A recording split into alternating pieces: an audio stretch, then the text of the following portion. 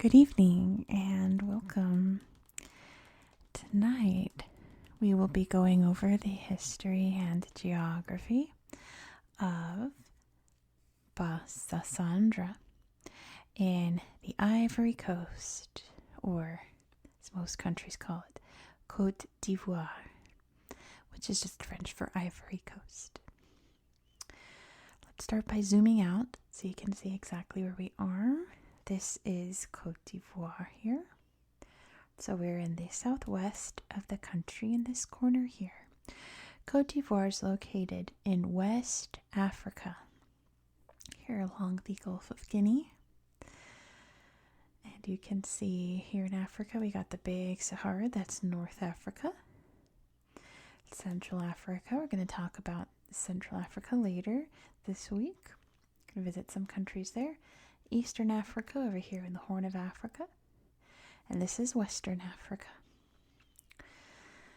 So usually when you think Western Africa, you think Nigeria or Ghana or maybe even Senegal, But today we're going to talk about Côte d'Ivoire.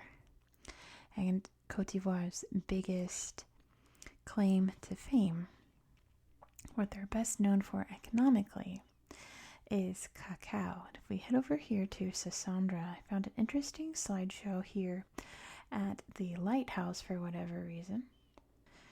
All right, lighthouse is over here, the far. Bas-Sassandra. So this is the town of Bas-Sassandra. And here's the beautiful lighthouse.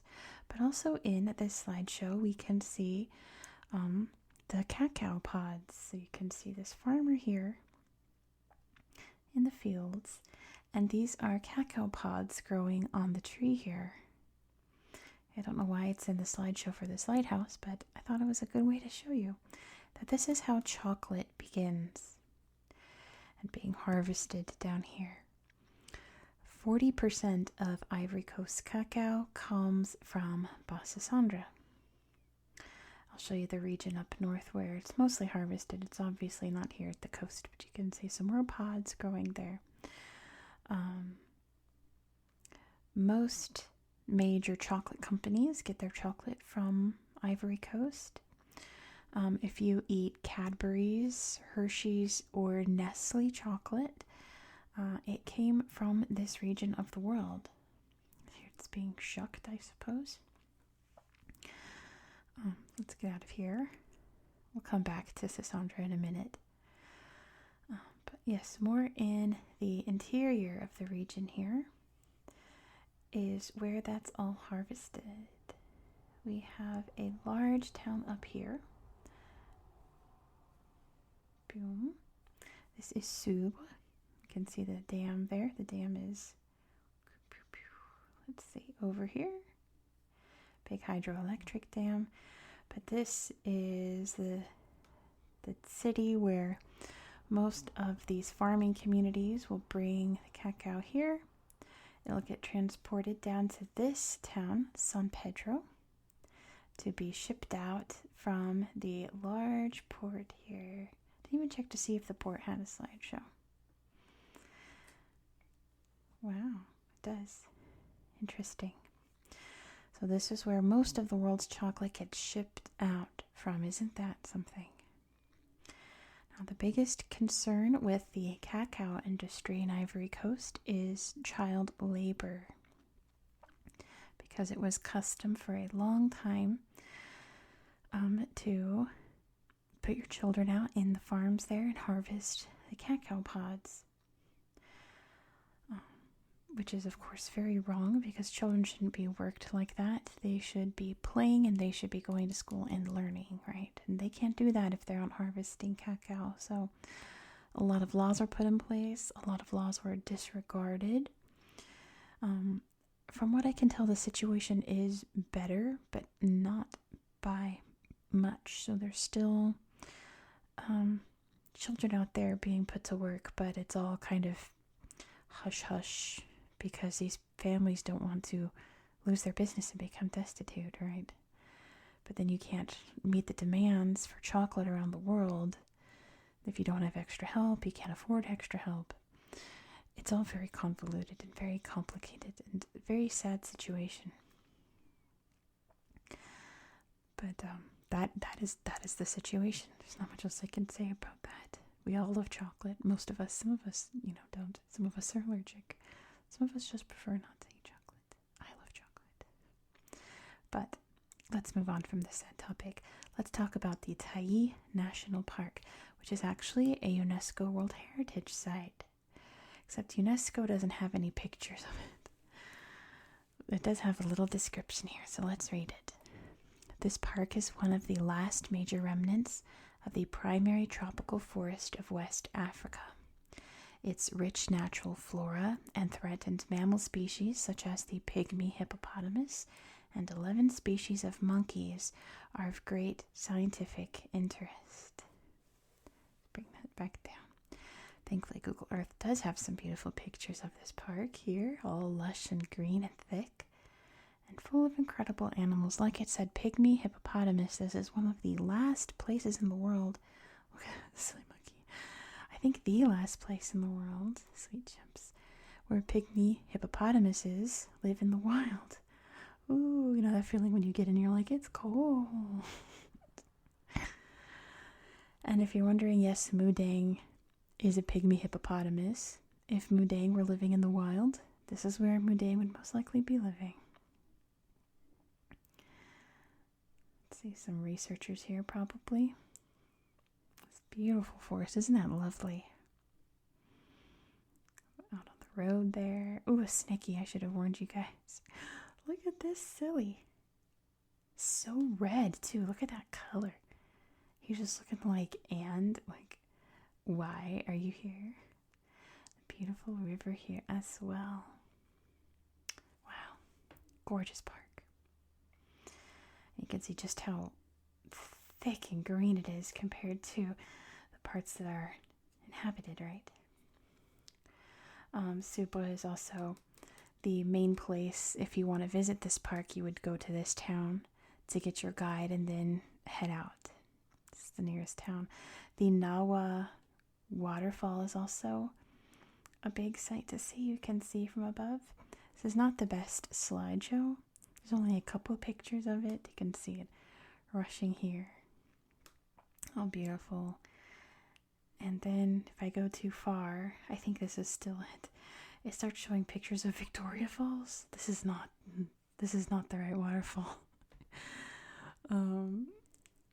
What else? There's a place we're going later this week where it's in Africa and the slideshow has pictures of Singapore and Greece. Like, not even close. Not even. But yeah, that's a big sight to see in this region as well. But most people come here for the beaches, and I think my favorite beach slideshow that I found was over here, I believe, in Tafu. I think it was over here. Yeah, this one. I think it was this one. Oh, yeah. Gorgeous Atlantic coast beaches. And there are lots of beaches in San Pedro and Sassandra, but the slideshows here just aren't that great. This would be me. I've got my blankets, snacks, and then you head out on the water and you play in the ocean. If you've never swam in the ocean before, make sure to do it at some point in your life. It is so fun and so refreshing. Everyone's out here enjoying maybe not this guy, but everyone's out here enjoying the beach day. Big, beautiful clouds. Lovely sunshine through the palm trees. Enjoying splashing in the water. That's always the best feeling, especially on a hot day in the cold ocean. Let's see, what else do I have to show you? I guess we could talk about history a little bit. I didn't really find that much history about this place in particular. I do know that most of these settlements you see here were established by the Portuguese, which is how we get the name San Pedro in a French-speaking country. I found over, not in Abidjan, which we've already talked about. I guess I'll link up there my Ivory Coast playlist if you want to know more about Abidjan and Ivory Coast in general. You can learn about the history there in more detail. But over here, now when I started researching this place, this was labeled as old Portuguese ruins. I think it was, yeah, it was up here. I guess I gotta turn the everything filter. Look what it's changed to. It says old broken down colonial buildings. It did not say that when I started researching this. That's so funny. Old broken down colonial buildings. So this slideshow is different too. Look at this. But these fortifications were built by the Portuguese. They established Sassandra, and I found a date in 1472. And of course, eventually, I think the English were also competing for this coastline. But the French would win out, and most people here speak French to this day. Hence the name Côte d'Ivoire. Old colonial buildings. Very funny. I mean, the name old broken down colonial buildings. Yeah, this was definitely tagged as like ruins of Portuguese fort or something when I first started researching. Over here also, I tried to Google this, couldn't find anything. The Sacred Monkeys of Lokpo Forest. What in the world? Look at some of the, I wonder if the slideshow, nope, they've got sacred monkeys there. And they're very sweet. Little monkeys. I don't think he thinks they're very sweet, but I think they are. Interesting slideshow there. But this region was very, not nearly as important for a long time until 1968 when the port of San Pedro was built. This was just a tiny town once upon a time, and after the port was built, it's the second largest after Abidjan's. Now this city is thriving. Let me turn off the everything to see all these hotels. A big thriving city, and of course very important for that cacao industry. So when you go get a Milky Bar or what else, a Hershey bar, think of this place when you're eating it, because that's where it all started. Isn't that something?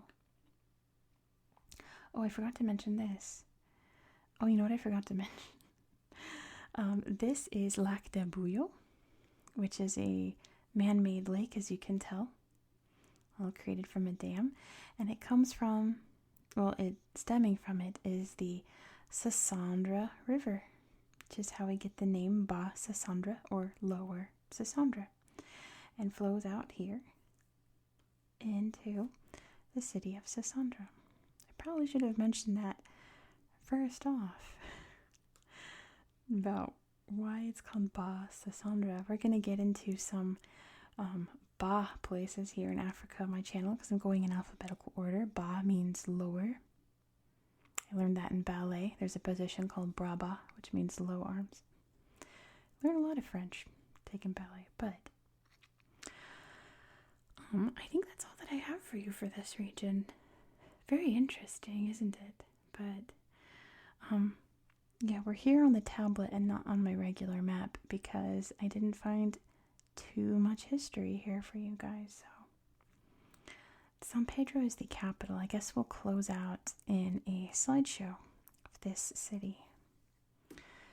So thank you guys so much for watching. If you learned something new, give this video a thumbs up. Let me know what you learned down in the comments.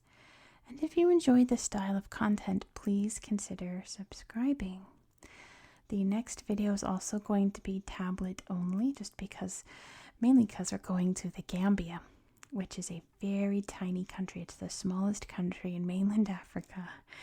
So my map of the Gambia is not very large, so we're going to be on the tablet.